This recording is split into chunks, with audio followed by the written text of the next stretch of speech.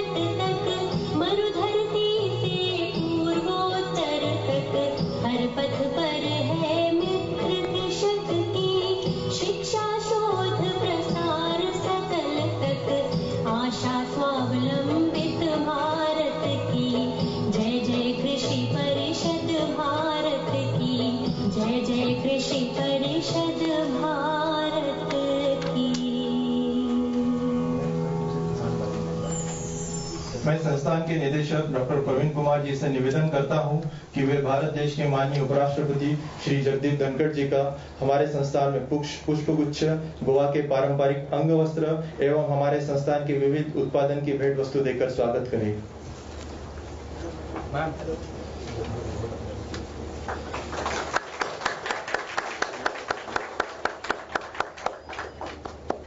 हमारे अपने गार्डन के सर, हमारे आर्टिस्ट के बनाए हुए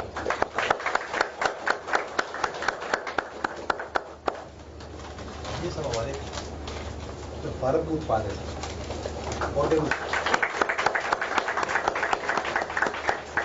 निदेशक महोदय से अनुरोध है कि वे डॉक्टर श्रीमती सुदेश धनखड़ जी का भी पुष्पगुच्छ, गोवा राज्य की पारंपरिक कुंभी साड़ी एवं लामन दिया देकर स्वागत करें।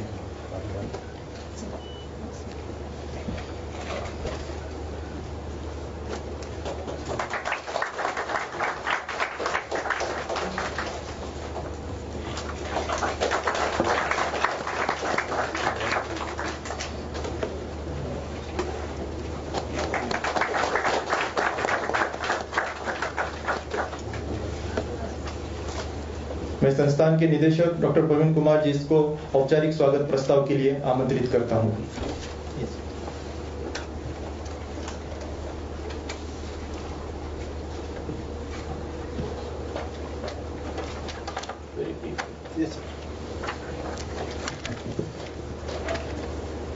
सभी को नमस्कार, सुप्रभात, अभिनंदन।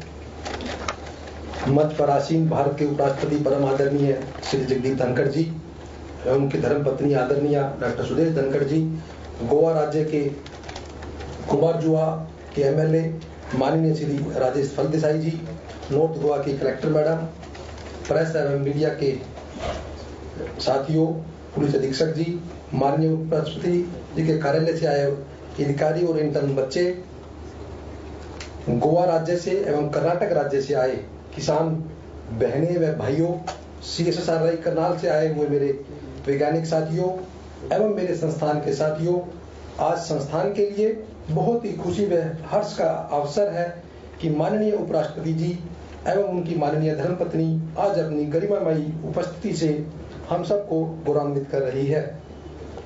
माननीय उपराष्ट्रपति जी एवं मैडम उपराष्ट्रपति जी को मैं अपनी तरफ से, मैं अपने पूरे संस्थान के साथियों की तरफ से सर मैं आपको नमन करता हूं। आपका वंदन करता हूं, आपका बहुत बहुत आभार प्रकट करना चाहता हूं कि आपने हमारे प्यार भरे आग्रह को स्वीकार कर हमें आशीर्वचन देने की हामी भरी। मान्यवर, संस्थान की स्थापना 1989 में आइशिया रिसर्च कॉम्प्लेक्स फॉर गोवा के नाम से हुई थी। गोवा राज्य के 2 जिले नॉर्थ और साउथ गोवा के किसान भाइयों एवं बहनों की सेवा करने का दायित्व इस संस्थान को दिया गया था। वर्ष 2014 में इस संस्थान को अपग्रेड कर central coastal agriculture research institute में तब्दील कर दिया गया। अब इस संस्थान के मैंडेट में भारतवर्ष के 9 तटीय राज्य एवं 2 केंद्र शासित प्रदेशों के 82 जिलों के किसान भाइयों व बहनों के लिए तकनीकी विकास एवं ज्ञान संवर्धन का कार्य उनको हमें सौंपा गया है। मान्यवर, वर्तमान में हमारे संस्थान में टोटल 74 स्टाफ है और जिसमें से 19 वैज्ञानिक है।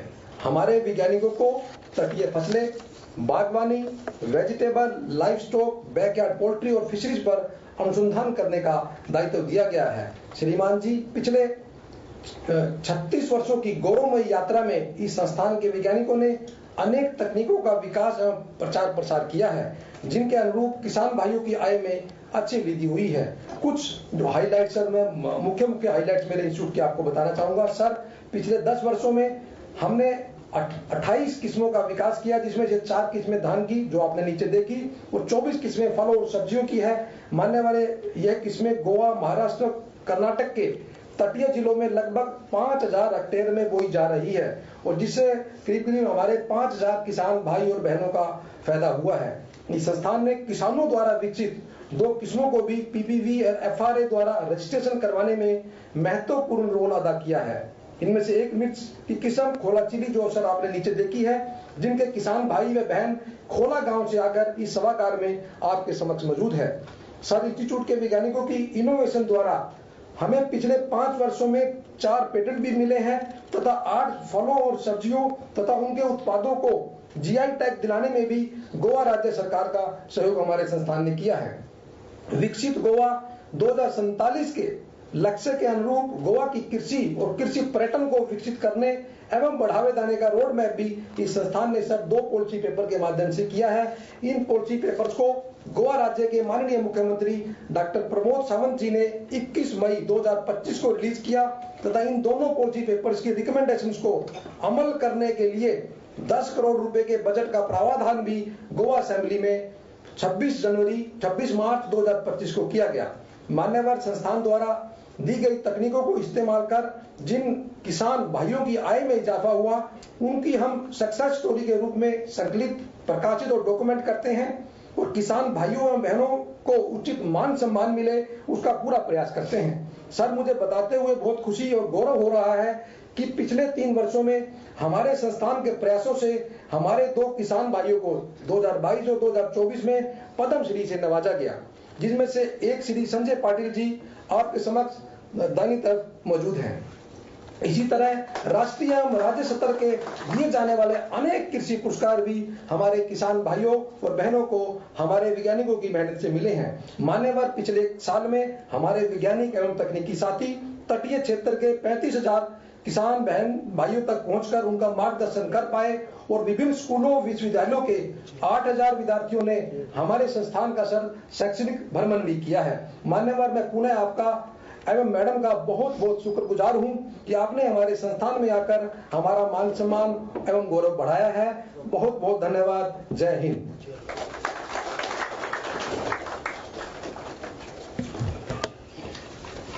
हम सभी जिस ऐतिहासिक पल का इंतजार कर रहे हैं वह क्षण अब आ चुका है। मैं अत्यंत सम्मान पूर्वक आमंत्रित करता हूं भारत के माननीय उपराष्ट्रपति श्री जगदीप धनखड़ जी को कि आप कृपया हमारे बीच उपस्थित किसानों, वैज्ञानिकों एवं अतिथियों को संबोधित और मार्गदर्शित करें। श्री संजय मानव पाटिल जी स्थान ग्रहण कीजिए। बैठिए।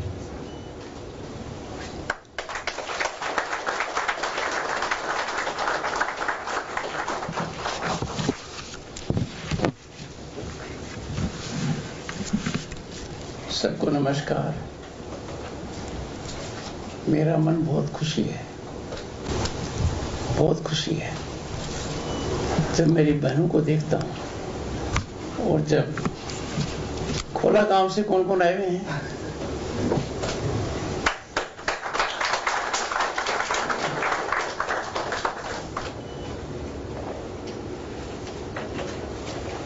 आपके बिना कुछ नहीं बदलेगा। डॉक्टर प्रवीण कुमार, डायरेक्टर, हंसमुख हैं, काम में लिप्त हैं, बहुत खुशी जाहिर कर बता रहे थे कि कितनी प्रगति की है। तब इनका चेहरा देखने लायक था, पर इन्होंने मिर्ची की कई चीजें बना रखी हैं, वो तीखी होगी। Shri Sanjay Anant Patil ji, Padmashri for natural farming. Natural farming is very different from organic farming. Gujarat के महामहिम राज्यपाल देवव्रत आचार्य जी, उनके दिल में, दिमाग में और आत्मा में नेचुरल फार्मिंग बसी हुई है और उसको बहुत महत्व देते हैं। मुझे बहुत अच्छा लग रहा है कि इनको पद्मश्री से अलंकृत किया गया, पर विषय कितना जुड़ा हुआ है जमीन से, नेचुरल फार्मिंग का। उपस्थित साइंटिस्ट, यहाँ के स्टाफ के सदस्यगण, जिलाधीश महोदया और मेरे साथ आए हुए 4 टीनेज इंटर्न्स, खड़े हो जाओ।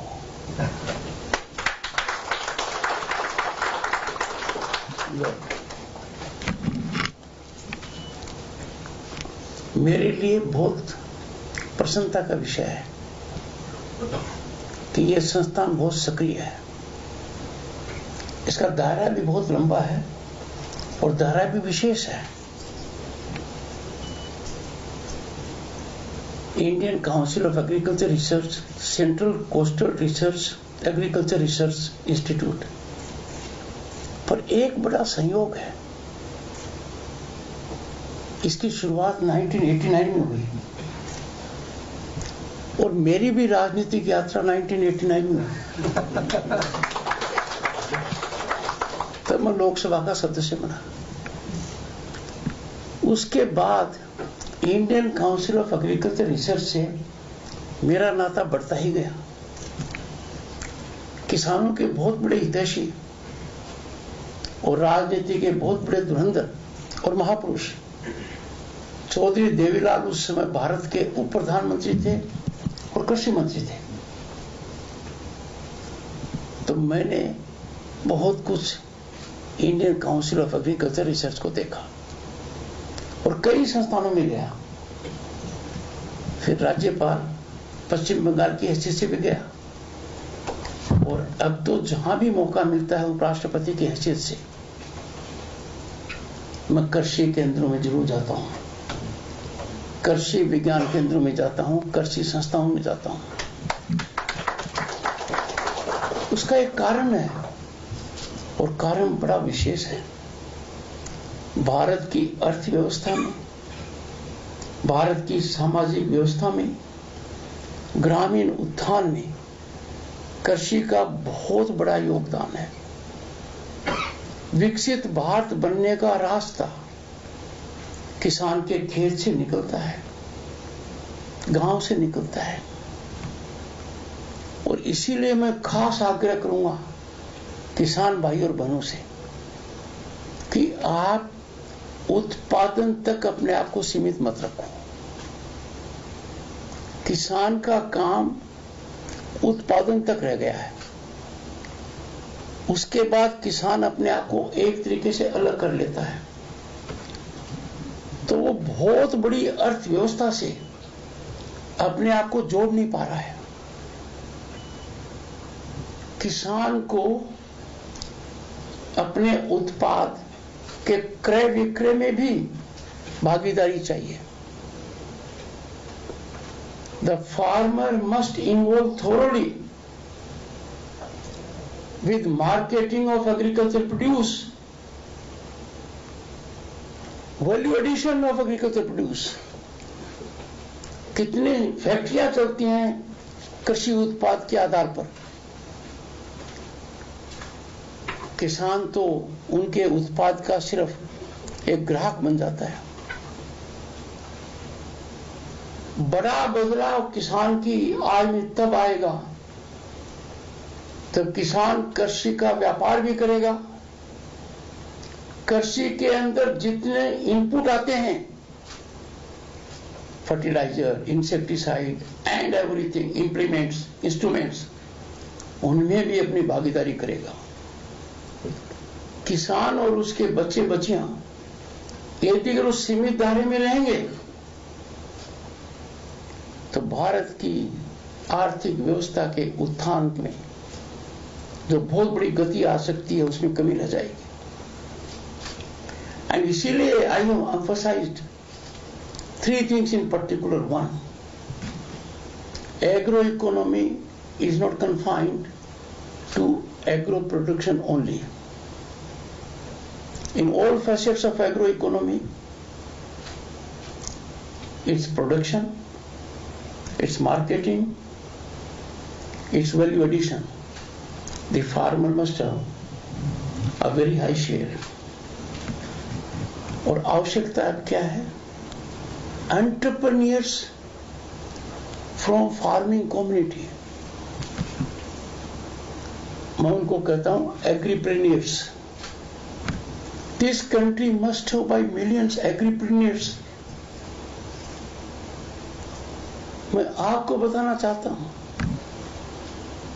आपकी जिलाधीश महोदया महिलाएं, इनकी नौकरी के सदस्य नौकरी छोड़कर कृषि व्यापार में आ रहे हैं, दूध के व्यवसाय में आ रहे हैं, सब्जी फल के व्यवसाय में आ रहे हैं। जिन्होंने IIT, IIM में बहुत अच्छी शिक्षा प्राप्त की वो आ रहे हैं। आप क्यों नहीं आओ? आपके बच्चे क्यों नहीं आए? ये बात, इन बातों के लिए तो ट्रेनिंग की आवश्यकता ही नहीं है। जन्म से हमें यह ज्ञान है। और सबसे महत्वपूर्ण कदम क्या है कि सरकारी नीतियां बहुत सकारात्मक है, दूरगामी नतीजे हो सकते हैं उनके। भंडारण की व्यवस्था हो, ऋण की व्यवस्था हो, और यदि अगर सहकारिता का उपयोग किया जाए तो बहुत कुछ हो सकता है। और आज ये भी जरूरी है कि जो किसान का फायदा उठाते हैं, किसान के उत्पाद का फायदा उठाते हैं, जो बड़े उद्योगपति हैं, आलोचना नहीं कर रहा, सुझाव दे रहा हूं, उनको भी किसान की अर्थव्यवस्था को बढ़ाने में सहयोग देना चाहिए। किसान की सहभागिता स्थापित करनी चाहिए, अनुसंधान करना चाहिए। और उनका जो एक फंड होता है CSR फंड, वो ग्रामीण विकास के महत्वपूर्ण मुद्दों में लगना चाहिए, तभी जाकर बड़ा बदलाव आएगा। भारत की आत्मा किसान और गांव में बसती है। सामाजिक स्थायित्व के हम सबसे महत्वपूर्ण अंग हैं। हमें सोचना पड़ेगा कि आज के दिन गांव में सब्जी बाहर से आती है, फल बाहर से आता है। इस व्यवस्था को बदलना होगा। दूसरा, पशुधन। दुनिया के कई देश पशुधन पर आधारित हैं। न्यूजीलैंड जैसे देश को देखिए, जनसंख्या बहुत कम है पर पशुधन काफी है। हम ऐसा क्यों नहीं कर पा रहे हैं? नई तकनीकी क्यों नहीं ला रहे हैं?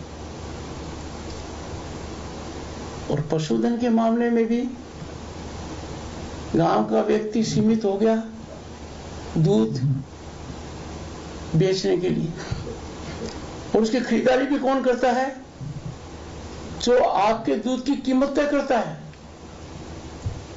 जो आपके दूध की क्वालिटी तय करता है। वो ये नहीं देखता कि कितने परिश्रम से, कितने लगाव से, कितने संकल्प और सर्जन के साथ आप ये कठिनतम काम करते हैं। पर जब झांकेंगे आप ऐसा कर क्यों रहे हैं? आपको किसी रोका है कि दूध की छाछ नहीं बने, दूध का दही नहीं बने, दूध के रसगुल्ले नहीं बने, दूध की रसमलाई नहीं बने, दूध की आइसक्रीम नहीं बने? क्यों नहीं एक इलाके के अंदर ऐसी व्यवस्था हो कि जो उत्पाद होता है उसकी शेयरिंग हो? हमारी प्राचीन सभ्यता की ओर देखिए, प्राचीन अर्थव्यवस्था की ओर देखिए, कोई चीज शायद बाहर से नहीं आती थी। साबुन नहीं आता था, दंत मंजन नहीं आता था, तेल नहीं आता था, घी नहीं आता था, सब्जियां नहीं आती थी, फल नहीं आते थे, सब वहीं होते थे। अब हम पैकेज आइटम की तरफ चले गए। अरे पैकेजिंग करने वाला तो बहुत कमाता है, पहला तो पैकेजिंग का कमाता है, फिर खुद कीमत तय करता है। अंदर वही है जो आपके घर होती है। एक छोटा सा उदाहरण दूंगा। एक किसान दुकान पर गया और बोला मुझे गुड़ दे दो। तो व्यापारी को बेचने की बहुत अच्छी कला है और मैं कायल हूं उनका, और मैंने बहुत बड़ी सराहना की है मारवाड़ी समाज की कि वहां बच्चे को जन्म से ही तौर तरीके सिखा देते हैं कि आप आत्मनिर्भर बनो, आप दुकान पर समय दो, आप समय की पाबंदी में रहो, आप सही तरीके से हिसाब का आंकलन करो। मैं कायल हूं उनका। तो उन्होंने कहा कि लो गुड़, शक्कर की जात, क्योंकि शक्कर थोड़ी गुड़ से बढ़िया होती है। तो किसान ने सोचा आज तो बच्चों को शक्कर ही खिला दूं, थोड़ा और पैसा दे दूंगा। कहा सेठ जी शक्कर दिखाओ। तो सेठ जी ने कहा लो खांड की जात। तो उसने कहा खांड की जात होगी तो खांड ही दे दे। तो सेठ जी ने कहा ले खांड बूरे की जात। तो किसान ने जोर मारा कि आज तो कुछ ही हो जाओ, आज तो बच्चों को बूरा ही खिलाऊंगा, अपना बूरा दे दे। अब वो व्यापारी बूरा बेचता है, किसान को क्या कहकर ले बूरो दूध की जात। किसान ने कहा दूध तो मेरे घर में ही है, जो सबसे सर्वश्रेष्ठ चीज तू बेच रहा है वो तो मेरे घर में है। किसान को आज समझाने की आवश्यकता है, किसान को खुद समझने की आवश्यकता है। भारत सरकार किसान की बहुत मदद कर रही है, सब्सिडी के रूप में कर रही है। प्रधानमंत्री ने एक शुरुआत की थी किसान सम्मान निधि, पर मेरा सभी संस्थाओं से आग्रह रहेगा आकलन करें कितना अच्छा हो कि किसान को सुविधा मिलने वाली सीधी किसान को मिले, किसी और के माध्यम से न मिले। जैसे फर्टिलाइजर सब्सिडी है, बहुत बड़ी रकम है, 3 लाख करोड़ के आसपास है। आप बैठे हो, आपको शायद महसूस ही नहीं है कि आपको इतनी मदद की जा रही है। पर यह पैसा जो हर किसान के पास सीधा भेजा जाए तो साल का 30-35 हजार रुपया हर किसान का होगा। तो किसान को सरकारी सहायता देने का माध्यम ठीक नहीं है, सीधा किसान को देना चाहिए। इसमें संस्थाओं को आकलन करना चाहिए, तकनीकी रूप से देखना चाहिए, इसके दूरगामी नतीजे होंगे। अमेरिका के किसान परिवार की आय वहां के सामान्य परिवार की आय से ज्यादा है। आश्चर्यवान है कि अमेरिका जो बहुत विकसित राष्ट्र है, वहां सामान्य परिवार की जो आय है और जो सामान्य किसान परिवार की आय है, किसान परिवार की आय ज्यादा है। क्यों? वहां किसान को पूरी सरकारी सहायता सीधे किसान को मिलती है। किसी बिचौलिए के माध्यम से नहीं। दूसरा, कृषि में तकनीकी तो ठीक है और तकनीकी आनी चाहिए, और प्रधानमंत्री जी ने तकनीकी प्रसारण का बहुत ही जबरदस्त काम किया। मैंने यहां ड्रोन तक देखा है। पर जो हम केमिकल्स यूज करते हैं, फर्टिलाइजर्स यूज करते हैं, हम हमारे ऐतिहासिक पृष्ठभूमि में जाएंगे तो इसकी आवश्यकता नहीं है। हमारा पशुधन बढ़ेगा तो खाद की कमी नहीं रहेगी। ऐसा सोचना चाहिए। मैं मानकर चलता हूं इन बातों पर आप चिंतन करेंगे। और एक अच्छी बात और है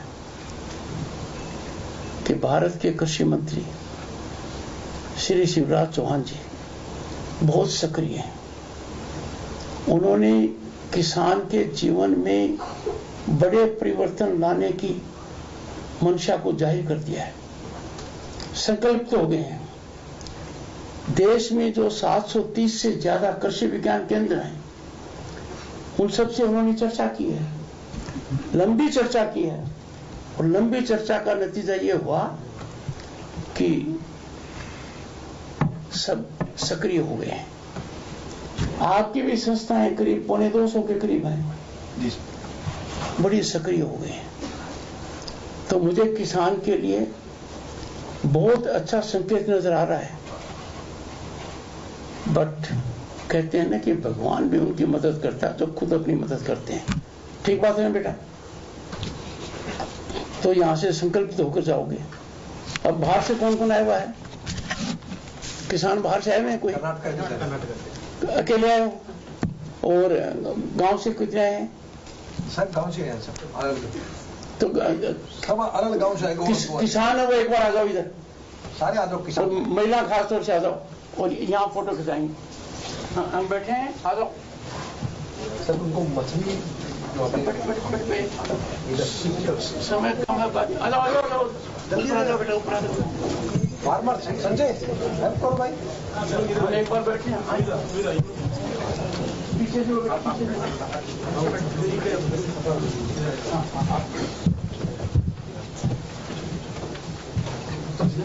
बहुत बड़े पिक्चर में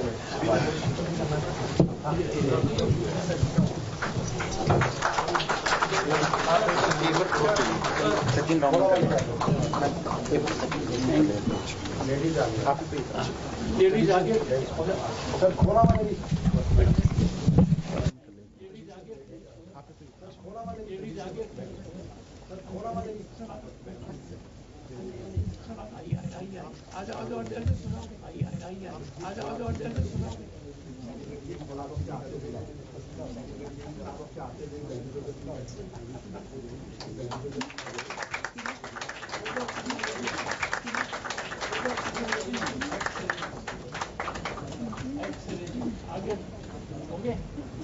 आगे होंगे। अवार्ड मिलेंगे, बेटा अवार्ड मिलेंगे, बेटा नीचे सबकी फोटो आ गई, सबकी फोटो आ गई। Come on, more intense together. Come on, more intense together. Let them get inspired. Come on, so let them quick. Come on, quick. हमारे इसमें पीछे आ जाओ, हमारे इसमें पीछे आ जाओ।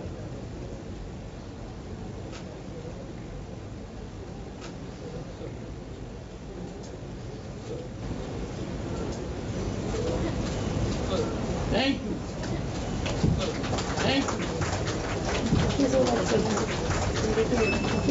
एक से ये नो ये वीडियो दो, एक से ये नो ये वीडियो दो, एक सारे